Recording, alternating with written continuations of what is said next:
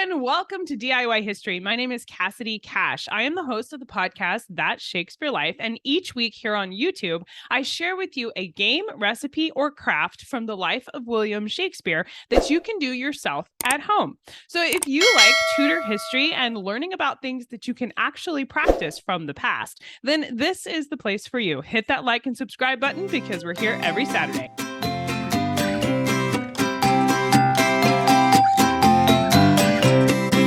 In Shakespeare's play Much Ado About Nothing, Antonio uses the term milksops to talk about a weakling of a man. It's definitely an insult, and this word comes up in a string of insults Antonio uses, including other words like jacks, braggarts, and apes. Because milk-soaked bread is, as the term suggests, sopping wet, this is a clear image of something, or in Antonio's case, someone, that falls apart easily. The reference, along with two others from Taming of the Shrew, where Shakespeare uses the word sops, has me wondering where this word and this particular insult actually came from. The word sop comes from the Old English and means bread soaked in some liquid. The meaning of sop as a verb, meaning to drench something with moisture, comes from the 1680s. To make this milk sop yourself is very simple. You just take a bowl of milk and you place a piece of bread into it. The bread will immediately soak up the milk and start to disintegrate. I can actually remember my grandfather choosing to eat bread soaked in buttermilk as a dinner sometimes that he had for himself. Now, he loved buttermilk, so that was that. But despite it being very simple, there's this long history of people, for a variety of reasons, choosing to soak their bread in milk and enjoying their bread as a sop or fully drenched. There's an etymological link between sop and soup, as you may have expected, and even with the word sup, which means to eat. The ancient Greeks had a specific meaning for the word sop, and that's the one borrowed by the English in the mid-17th century.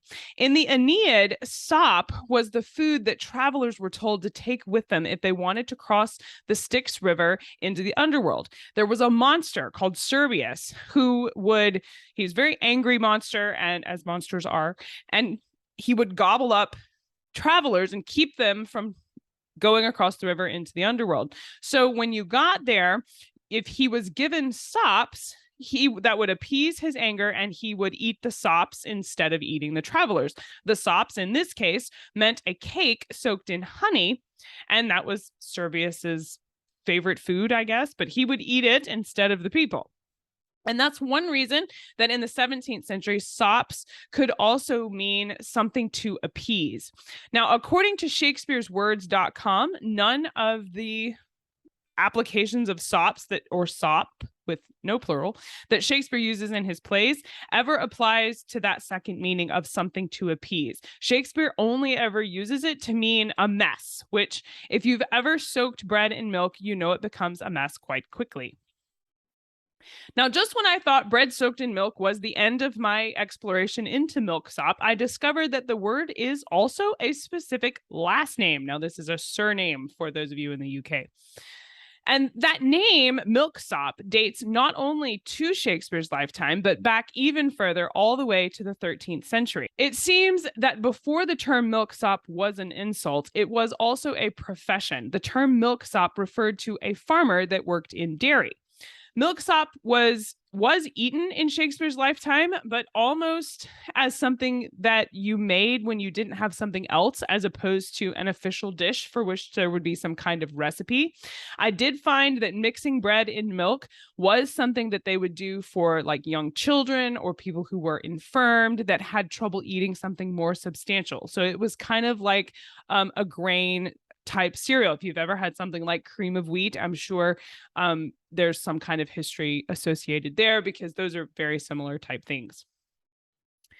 Now, while milksop wasn't a formal recipe, I was able to find a 16th century recipe called milk bread, and I couldn't finish this episode without sharing that recipe with you. It is an Italian recipe, and given the fascination with Italy that was going on in England for Shakespeare's lifetime. I wouldn't be surprised at all to learn of people in England giving milk bread, the recipe, a try there. If you are about to study Much Ado About Nothing, Taming of the Shrew, or Romeo and Juliet, and you're looking for a hands-on way to explore the word milksop as it appears in those plays, making some milk bread yourself might be a great visual. Now, you can do it with just a regular slice of bread in a bowl of milk, or you can give the Italian recipe for milk bread, which is actually just a loaf of bread that has a lot of milk in it, a try. It would be a fun addition. I will put links to the 16th century recipe as well as instructions for how to soak a loaf bread in a bowl of milk, should you need such instructions, in the show notes for today's episode. For printable instructions and supply lists for this recipe, make sure you check out the printable library on Patreon. That's it for this week. I'm Cassidy Cash, and I hope you learned something new about the Bard. I'll see you next time. Bye.